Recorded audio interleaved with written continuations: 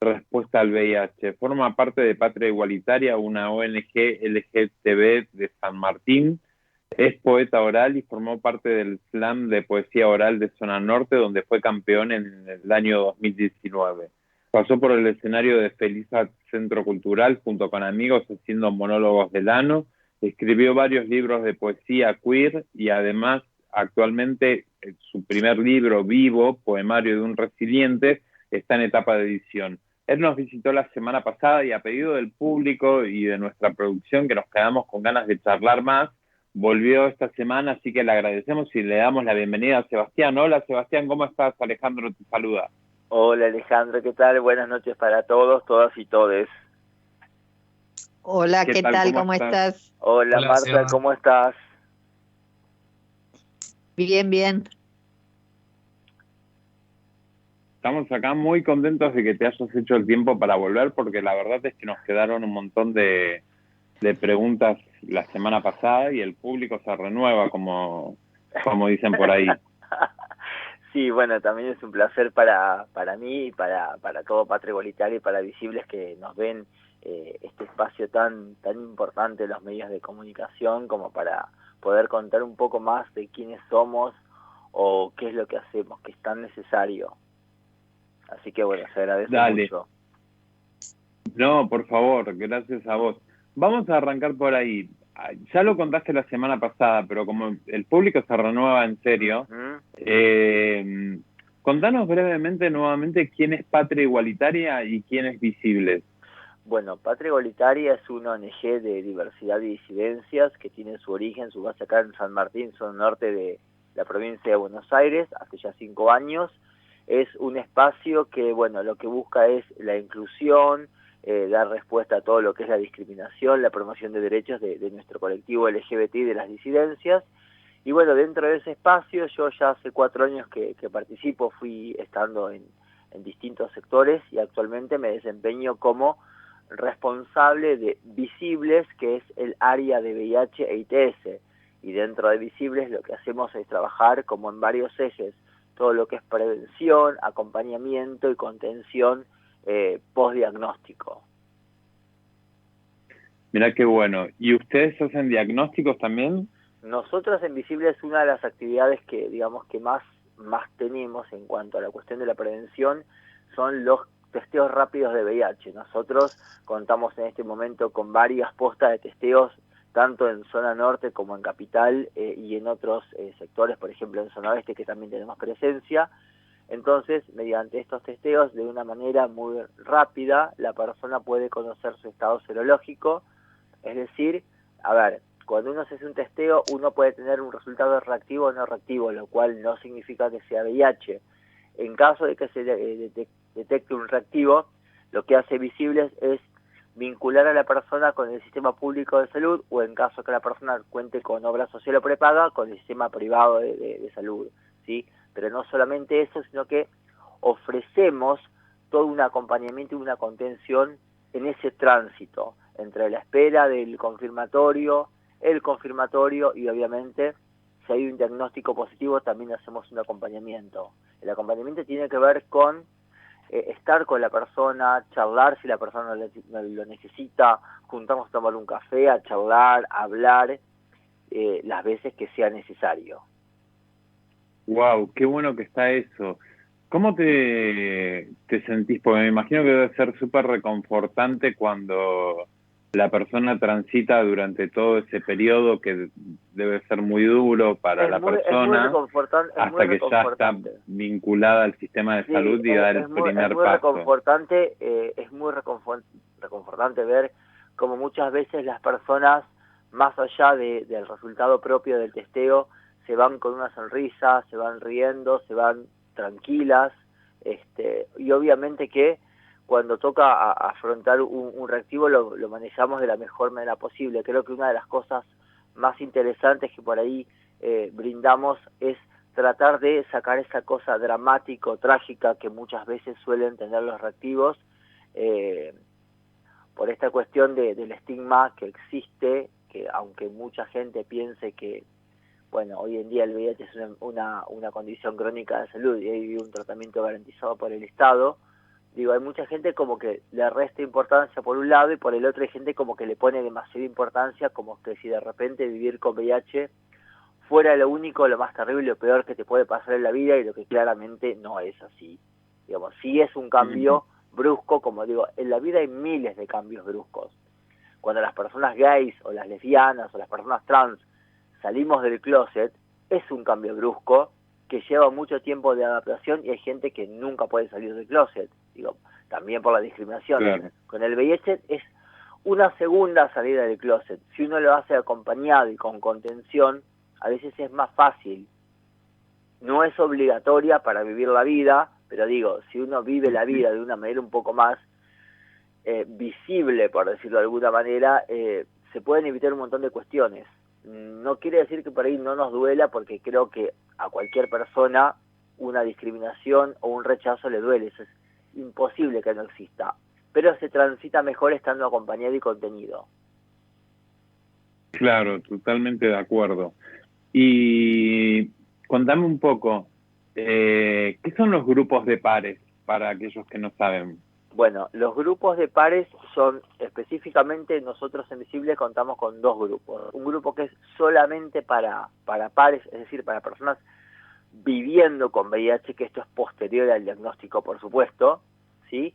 Y la idea de los grupos de pares es, primero que nada, un lugar de encuentro donde cada uno, desde su lugar, sus tiempos, sus modos, pueda sentirse cómodo e interactuar con otras personas que están atravesadas por una misma problemática, ¿sí? Que en este caso sería el VIH.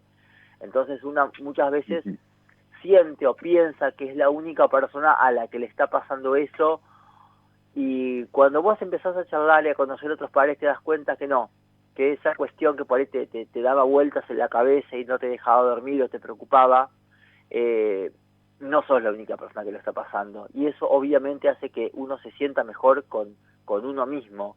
Esto, a ver, para nada un grupo de padres pretende dejar de lado o a lo que es la terapia convencional, no la suplanta para nada, es algo totalmente complementario, digamos, ¿sí? Claro.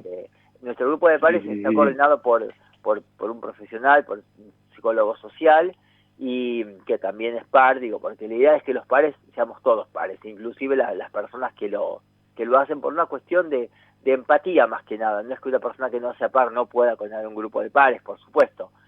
Digo, pero nosotros en este grupo de pares que tenemos en Visibles, tenemos encuentros semanales, virtuales los domingos por la plataforma Meet, ¿sí?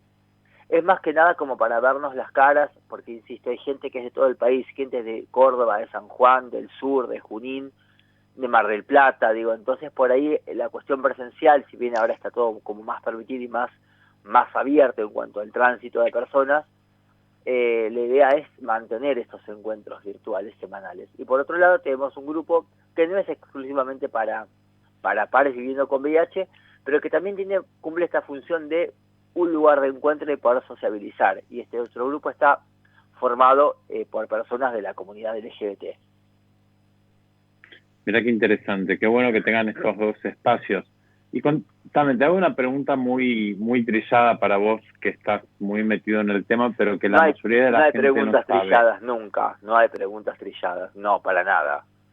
Cuando hablamos de VIH no hay preguntas trilladas, porque es un tema de que comúnmente, yo es algo que digo siempre, es un tema que por ahí no se habla en las casas, no se trata a nivel político, y muchísimo menos las pocas veces que se habla desde los medios de comunicación, muchas veces no se trata con el debido respeto y muchas veces se usa el lenguaje estigmatizante y terrible de los medios. Entonces yo creo que no hay preguntas trilladas, que toda pregunta bien intencionada es bienvenida.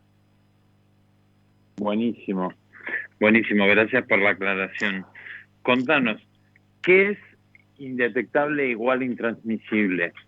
Bueno, cuando una persona vive con VIH, obviamente después del análisis confirmatorio, lo primero que tiene que hacer es iniciar un tratamiento, que es el tratamiento retroviral, el TAR, que por ley en nuestro país está garantizado el acceso universal para todas las personas, tengan trabajo en blanco o no tengan trabajo en blanco. Cuando inicias el tratamiento, que te va a acompañar toda la vida, digamos, después de cierto tiempo de tomar la medicación de forma regular, la cantidad de virus en sangre, la famosa carga viral, baja tanto que en un análisis de sangre no se detecta, porque los valores son muy, muy mínimos. Entonces, ahí decimos que la persona está indetectable. Y si está indetectable, la persona sexualmente no transmite el VIH. ¿Sí? No lo transmite. Qué bueno. Esto es algo que está, por favor. perdón, esto es algo que está avalado, digo, esto no es algo que yo lo invento, ni que lo inventa el Ministerio de Salud. Esto está avalado por un montón de estudios científicos de un montón de universidades, y hace ya más de 6 años u 8 años, un poco más, ¿sí? Que esto está plasmado y entendido a nivel mundial, que indetectable es intransmisible, ¿sí? Y esto viene también un poco a reforzar esta cuestión que está tan encarnizada, tan internalizada en las personas, que a 40 años del origen de la pandemia todavía seguimos hablando del VIH y de contagio, cuando claramente si existe un método barrera de prevención, como es el preservativo, no es contagio, porque el contagio no se evita y la transmisión sí. Se contagia el COVID. Claro. Las ITS, el VIH, se transmite. Perfecto, clarísimo, clarísimo. Entonces dejamos en claro que una persona que está con tratamiento no transmite el virus. No, después de, no sé, puede variar 2 meses, 3 o 6, pero generalmente es menos del año, ¿sí? Inclusive las personas que son diagnosticadas con VIH en estadio de SIDA, es decir, cuando la infección está muy avanzada y hay mucha carga viral en la sangre, puede demorar un poco más, pero es una cuestión de meses, hasta que la persona esté detectable. Sí. Buenísimo. Bueno, ahora te sigo preguntando, pero estoy acá con Marta y Marcelo, que seguramente te quieren hacer alguna pregunta. Arrancamos con Marcelo. Me encanta. Hola, Seba, ¿cómo estás? Hola, Marcelo, ¿qué tal? Buenas noches, ¿cómo estás? Bien, muy bien. ¿Sabés que a mí me quedó por ahí el tema cuando hablabas de los pares, Sí. que decías que acompañabas a la persona que por ahí tenía un diagnóstico positivo? ¿Qué pasa con los familiares y los padres y el entorno? ¿También hacen acompañamiento? ¿Qué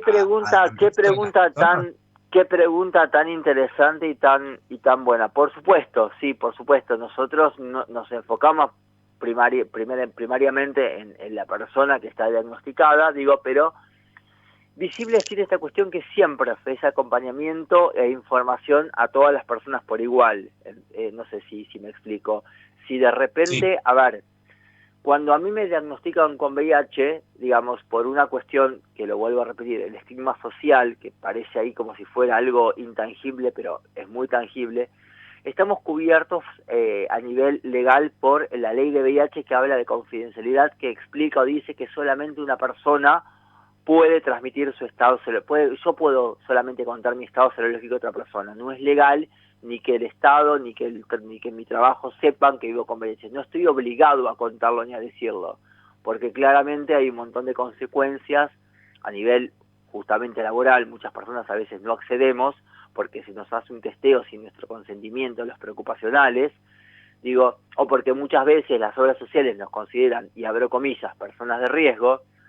Entonces, bueno, la contención se le da a la persona, pero si claramente la persona lo transmite a la familia y la familia necesita o quiere información y nos contactan, o nos contacta algún padre, madre, alguna persona a cargo de algún hijo, hija, alguna adolescencia, o alguien o una pareja viviendo con VIH, por supuesto que le vamos a dar contención y acompañamiento, por supuesto que sí.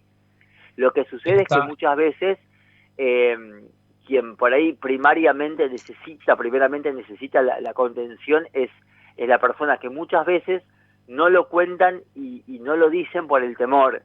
Entonces por ahí hay un periodo que varía de cada persona. Puede ser que la persona se lo cuente a la familia a los meses, como se lo cuente a los años, o como que no se lo cuente nunca, o como que no se hable pero todos sepan. Hay muchas situaciones que tienen que ver con eso, ¿sí?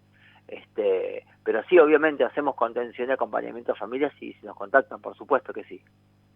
Está bueno. Más inclusive el VIH es una enfermedad que hoy día, o sea, yo hasta te digo que tengo familiares y tengo amigos que han fallecido de diabetes, por ejemplo, que me parece muchísimo más grave, y que de VIH tengo un montón de amigos que están súper bien y que antes el estigma, o quizás la gente más grande tiene esta cosa que cree que si tenés VIH te morís. Sí, dos cosas. Primero, cuando Bueno. hablamos de VIH, tratamos de no hablar de enfermedad porque entendemos que vivimos en una sociedad hipercomunicada e hipervinculada donde la acción pesa tanto como la palabra. Entonces, Sí. cuando hablamos de VIH, hablamos de condición crónica de salud o afección crónica, si se quiere, ¿sí? Cuando hablamos de VIH ya no se habla más ni de portador, ni de seropositivo, ni de negativizado, se habla de indetectable y hablamos de personas que vivimos o convivimos con el virus. En cuanto a lo que decís de la diabetes, a ver, yo no soy médico ni nada, soy simplemente promotor de salud y creo que no es necesario, no está bueno por ahí comparar los padecimientos subjetivos de las personas en cuanto a las patologías que atraviesan.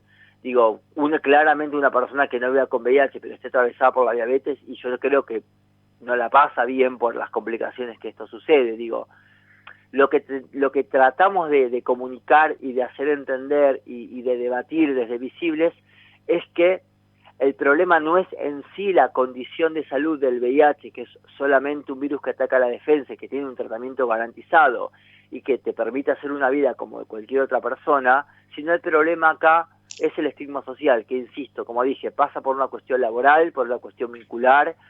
Y no solamente lo tenemos las personas que ya tenemos más de 40, las personas que tienen 30, o las que tienen más de 50, digo. El hecho de que sea una condición crónica de salud, que tenga un tratamiento, trajo como colación que por ahí se relajara mucho lo que es todo el tema de la prevención, las campañas de prevención masivas, ¿sí? Entonces, estas cuestiones hicieron que muchas personas no manejen cierta información o que no puedan acceder a la información, y que el estigma se traduzca en un montón de cuestiones, como yo te dije, el trabajo, la parte vincular, la parte afectiva, y eso pesa muchísimo más que una condición crónica que me obliga a tomar una pastilla todos los días.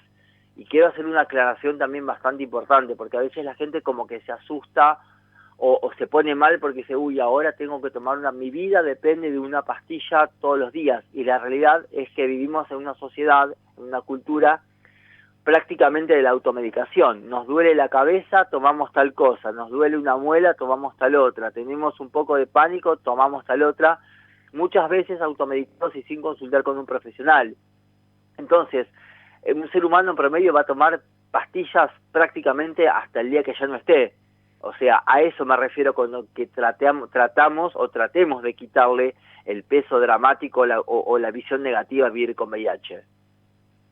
Claro, tal cual. Sí, yo tomo una pastilla para que no se me caiga el pelo, por ejemplo, que la tengo que tomar de por vida, y una pastilla para el corazón. Digo, a ver, nadie se asusta ni se pone mal ni te cancela una cita, te bloquea del WhatsApp cuando vos le decís que tenés un problema cardíaco, o tenés una cuestión de diabética, o tenés una cuestión, no sé, hay miles de condiciones crónicas que pueden existir, y nadie se asusta ni nadie se va corriendo, digo, porque no hay un estigma negativo. Incluso hay ciertas patologías que son muy terribles y generan empatía, digamos, cuando una persona padece ciertas cuestiones.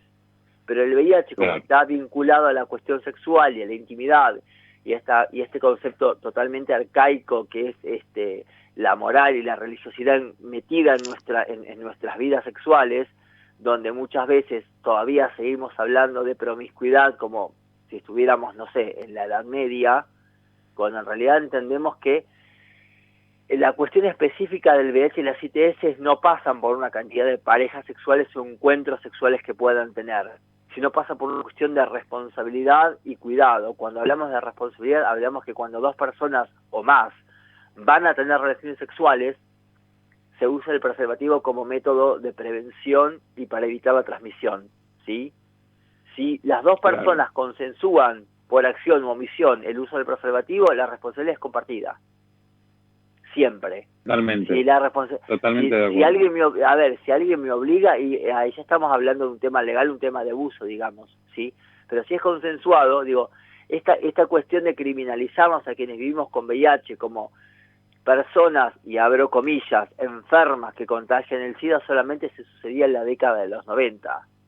Pero hoy entendemos que las responsabilidades son compartidas y que, insisto, ninguna persona viviendo con VIH está obligada a contarlo, porque hay una ley y la ley nos protege. Y si alguien divulga nuestro estado serológico, hay una ley que nos ampara. Hay una ley antidiscriminatoria, que la discriminación por VIH está penada por la ley. Digo, es algo que existe y es real, y cualquier persona que se informe un poco de la cuestión va a saber que lo que estoy diciendo es real.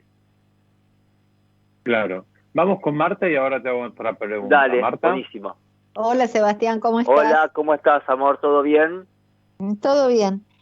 Mira, te hago dos preguntas, Sí. obviamente como ante mi ignorancia y ante las dudas que uno tiene que sacarse, porque ahora en esta pandemia de repente uno, hablo la palabra pandemia porque de repente está por ahí mirando un poco más de tele, que a lo mejor lo hace en otra época. Claro, Y lo totalmente. que sí doy pie ahora que están en esto, que es tan loable, no hay información de ningún tipo.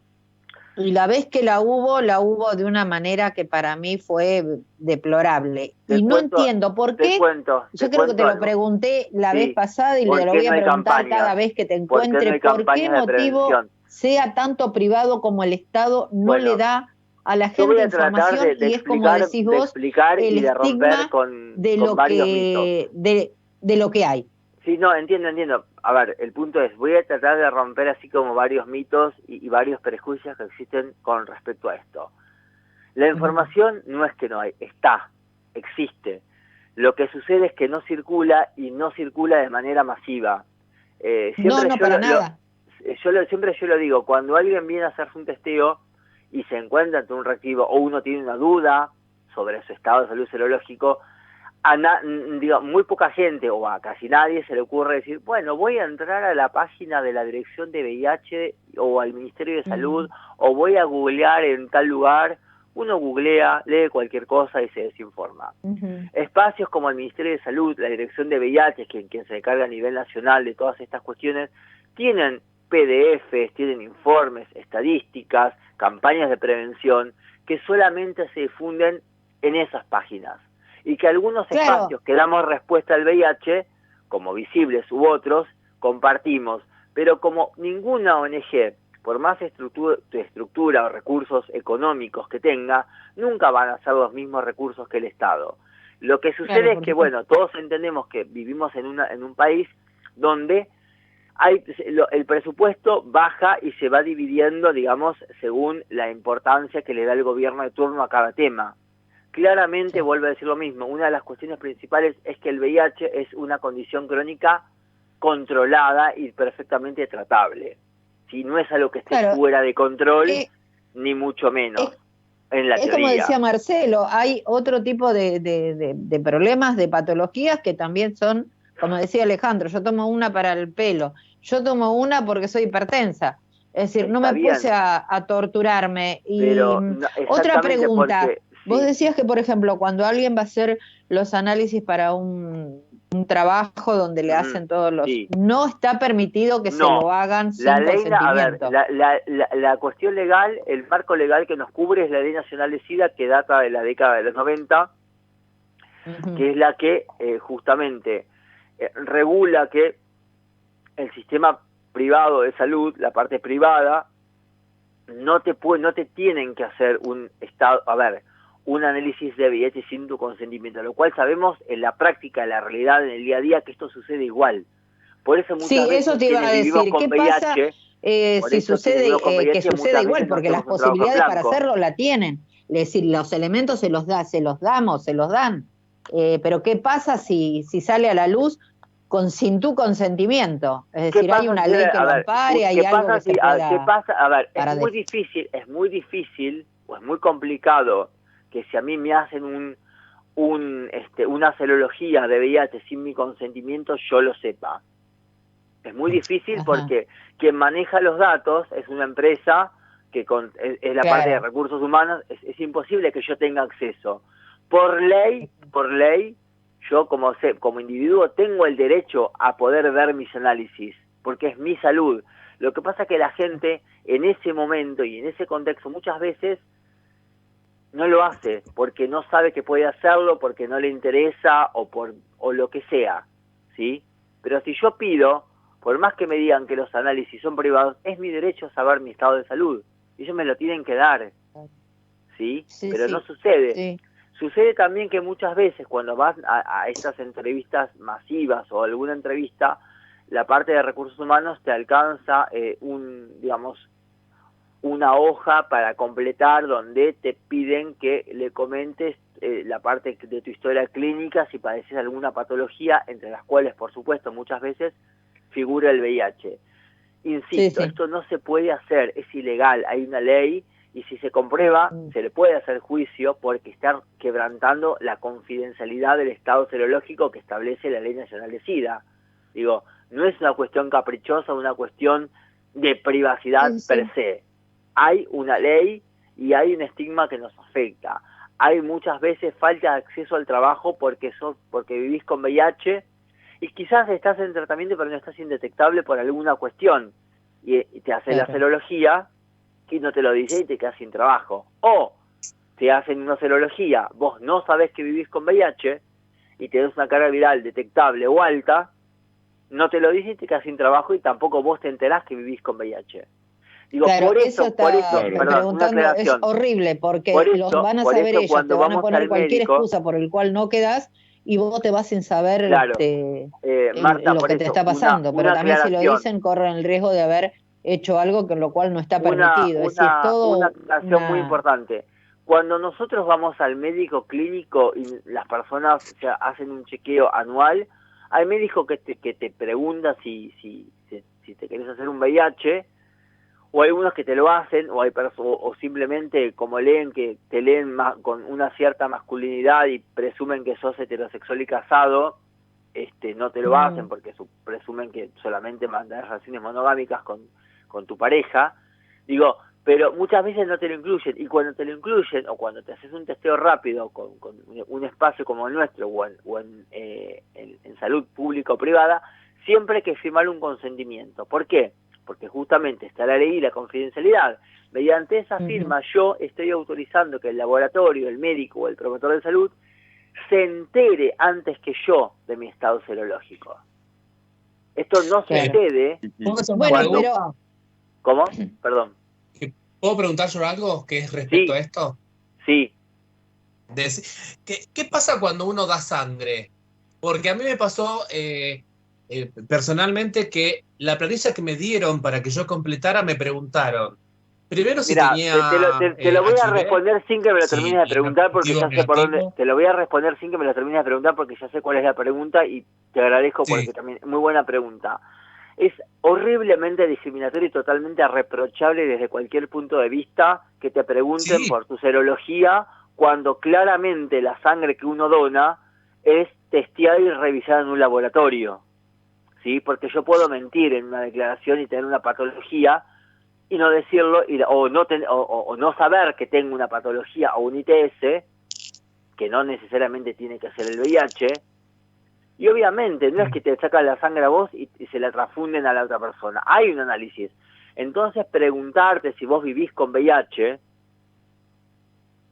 ¿entendés? Yo sé que si yo vivo con VIH y sé que no puedo donar sangre porque no puedo, aunque esté indetectable.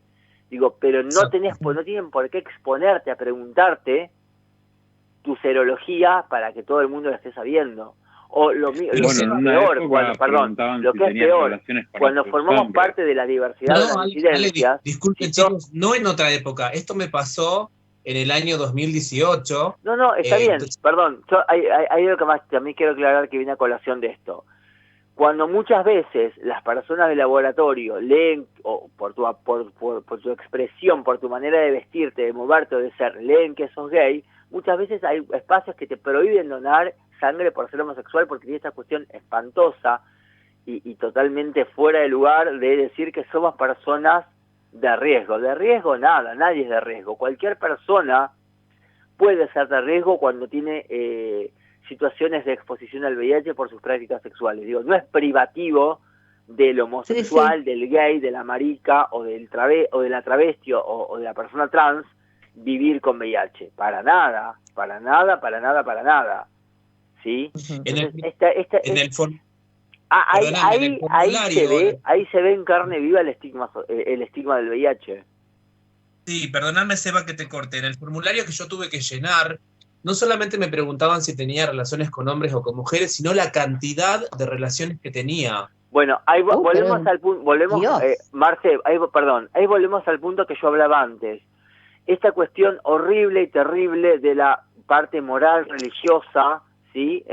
Esa moralina innecesaria de medir si una persona es mejor o es peor o no es de riesgo por una cantidad de parejas sexuales. Digo, mientras a mi persona, mi vida sexual no me genere un daño, ni yo genere un daño a otra persona, digo, y sea consensuado, la cantidad de parejas sexuales que yo tenga es totalmente irrelevante a la hora de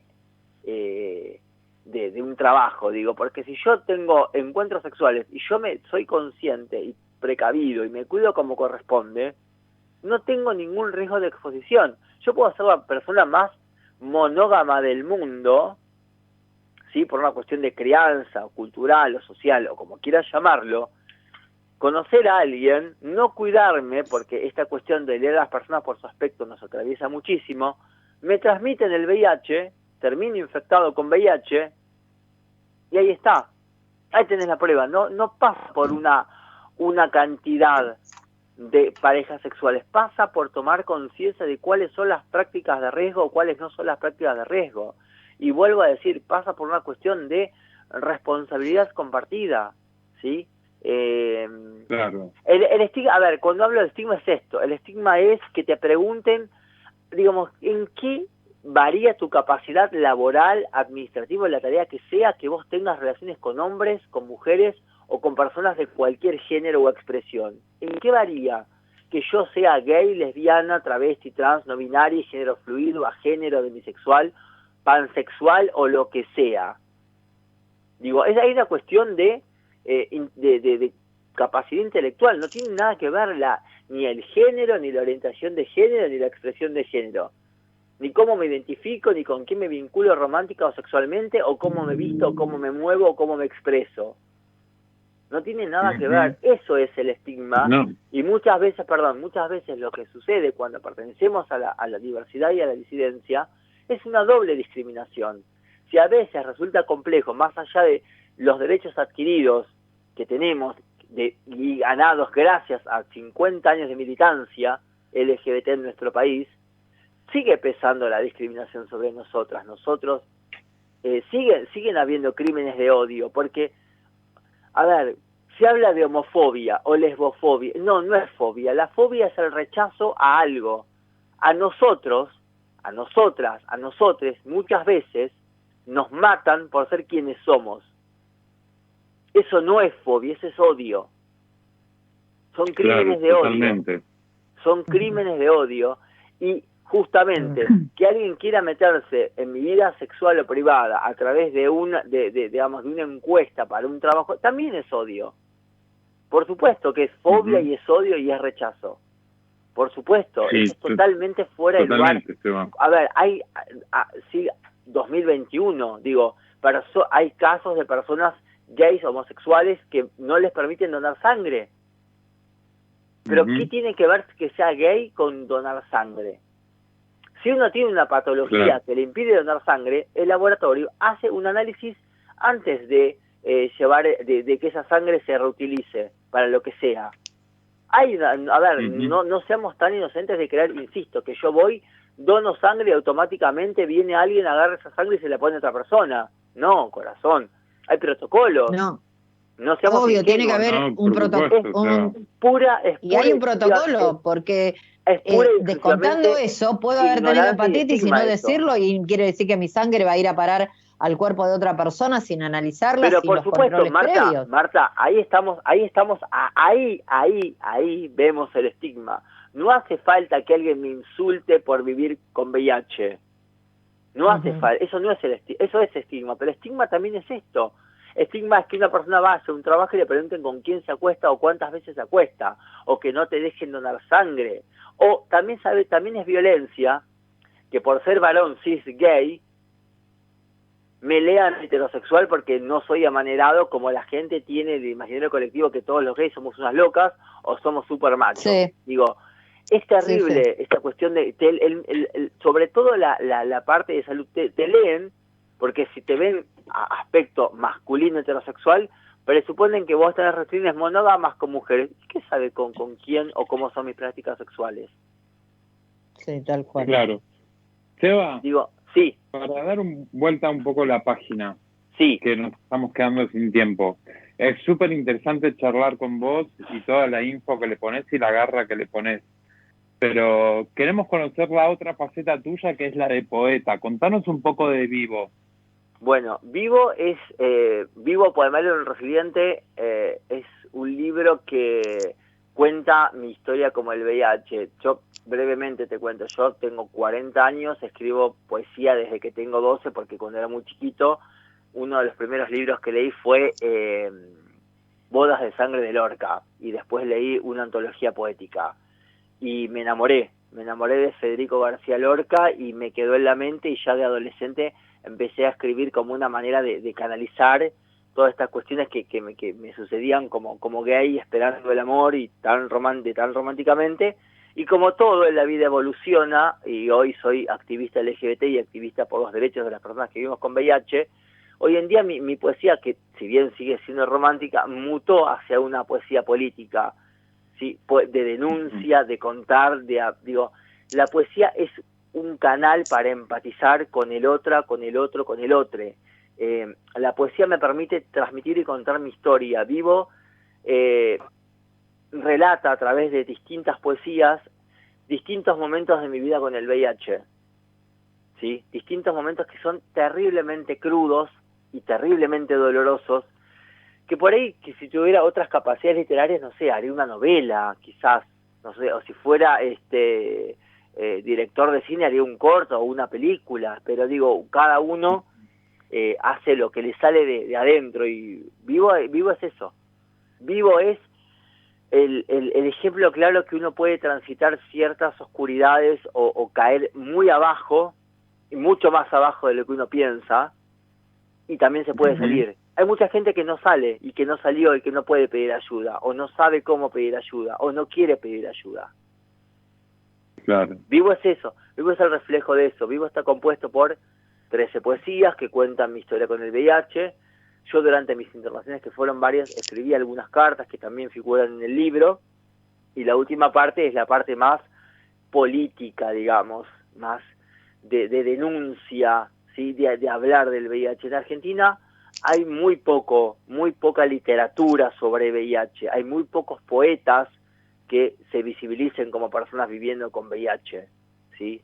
Hay muy pocas. Y yo, como vos dijiste, a finales de 2018 conocí el maravilloso mundo de la poesía oral, que es una poesía performática, que ya es un movimiento mundial, el slam, que en Argentina empezó en el 2010, en 2011, en el circuito del Under, y bueno, yo lo conocí en 2018, 2019, al slam de Zona Norte, que se hacía presencialmente acá en Villa Ballester, y que tiene una metodología muy particular. Todos los meses se celebraban copas, campeonatos, con dos temáticas, una libre y una copa justamente, para la redundancia, con una temática específica, que es más bien que puede ser más bien humorístico, dramático, pero siempre así. Y siempre hay por cada copa un podio de 2 o 3 ganadores, y a veces hay podios compartidos.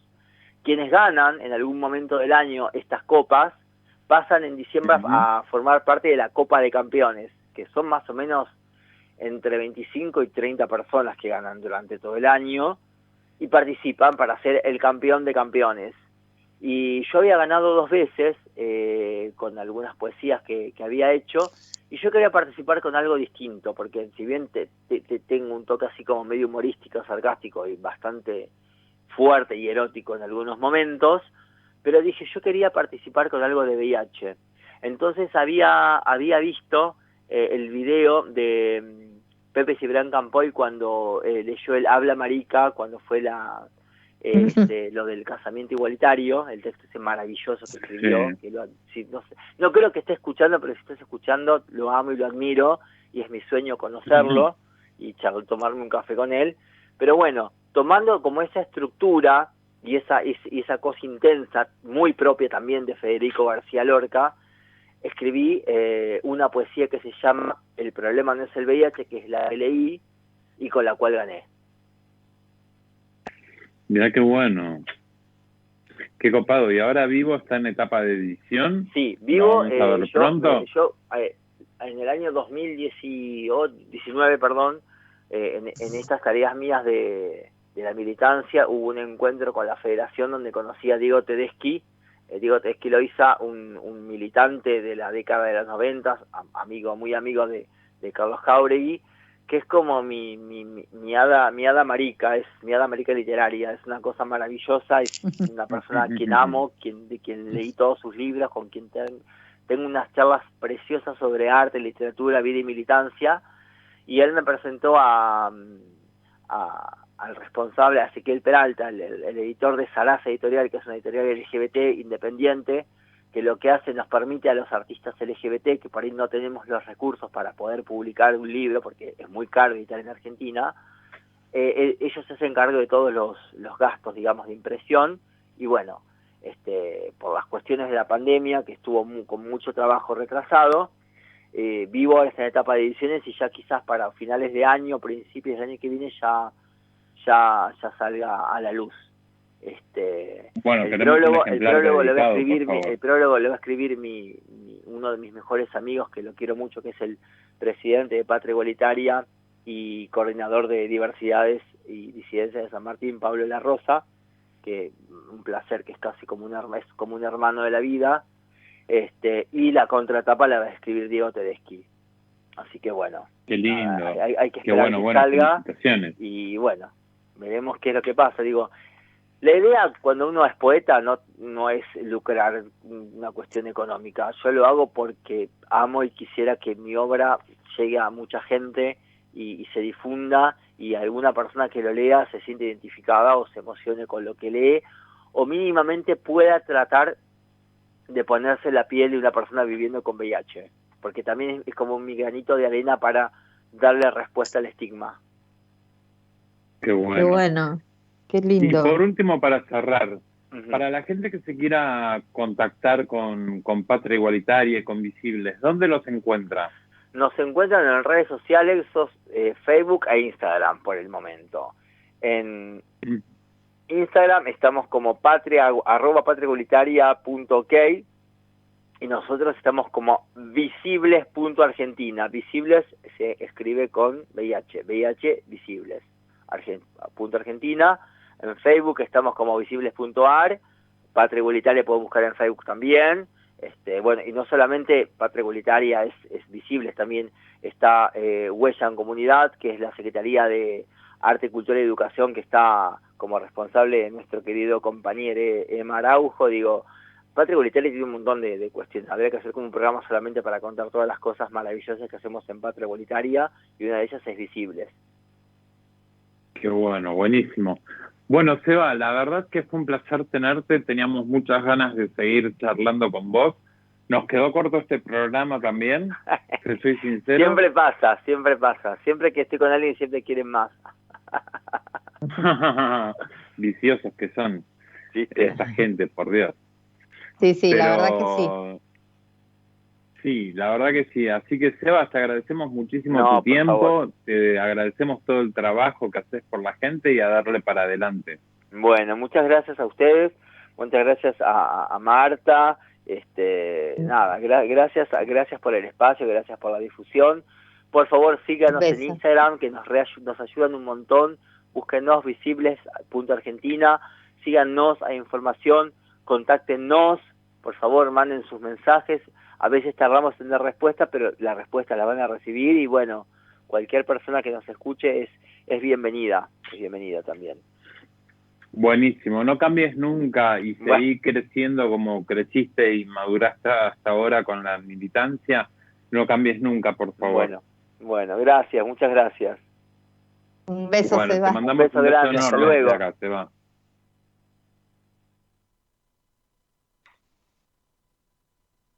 Hola.